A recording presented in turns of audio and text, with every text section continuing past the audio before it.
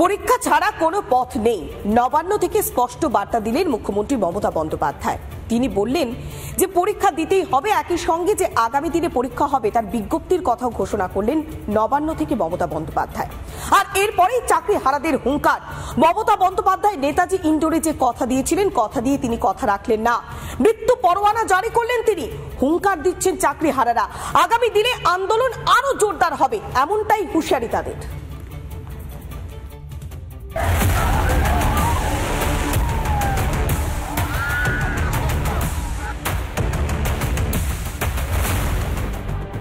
শেষে সেই পরীক্ষাই ভরসা।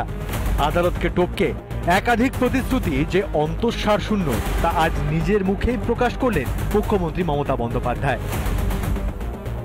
আপনারা স্কুলে যাচ্ছেন, যান, ডিসেম্বর পর্যন্ত তো অলরেডি সুপ্রিম কোর্ট বলেই দিয়েছে মাইনে পাবেন।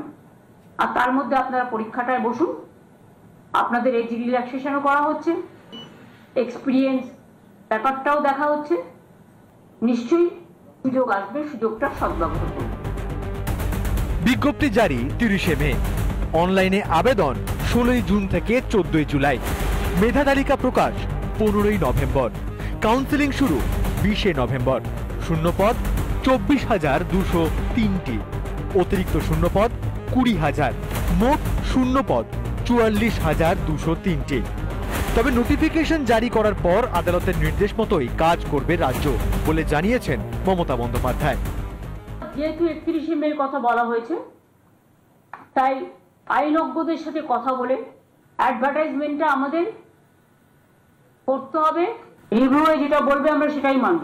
এখন যেহেতু হাতে কোনো উপায় নেই বলে আমরা এটা করছি, যেহেতু সময়, টাইম ইজ রানিং আউট। এদিকে 2016 স্কুল সার্ভিস কমিশনের নিয়োগে কারা অযোগ্য আর কারা যোগ্য তা এখনো বাছাই করে উঠতে পারেনি রাজ্য। ফলে নতুন দিশা নয়, মৃত্যু পরোয়ানা জারি করলো রাজ্য, দাবি চাকরিহারাদের। আজকের যে নোটিফিকেশনের বার্তা উনি দিলেন, এটা পরিষ্কার সমস্ত যোগ্য শিক্ষক শিক্ষিকা এবং শিক্ষাকর্মীদের জন্য একটা মৃত্যু পরোয়ানা উনি আজকে আমাদের জন্য ঘোষণা করলেন। শুধু শিক্ষা নয়, অন্যান্য দপ্তরেও চাকরির সুযোগের আশ্বাস দেন মুখ্যমন্ত্রী। একাদশ দ্বাদশের শিক্ষক 12,514, নবম দশমের শিক্ষক 23,212, গ্রুপ সি 2,989, গ্রুপ ডি 5,488। মুখ্যমন্ত্রীর সাংবাদিক বৈঠকের পরও আন্দোলন জারি রাখার হুঁশিয়ারি চাকরিহারাদের সুরে সুর মিলিয়েই শাসক দলকে তুলোধনা করলেন বিরোধী দলনেতা। তিনি কি করে এসএসসির পক্ষে নোটিফিকেশনের ডেট, পরীক্ষার ডেট, কাউন্সিলিং এর ডেট করেন, কোর্ট অর্ডারকে ভায়োলেশন, আর এসএসসির যে সত্তা, তার যে অটোনমি, তাকে আজকে খতম করলেন মমতা ব্যানার্জি। চাকরিহারাদের আন্দোলনের প্রেক্ষিতে কয়েকদিন আগে চাকরিহারা গ্রুপ সি ও গ্রুপ ডি কর্মীদের ভাতা দেওয়ার ঘোষণা করেন মুখ্যমন্ত্রী।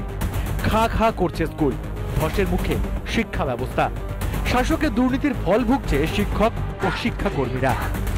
রিপাবলিক বাংলা।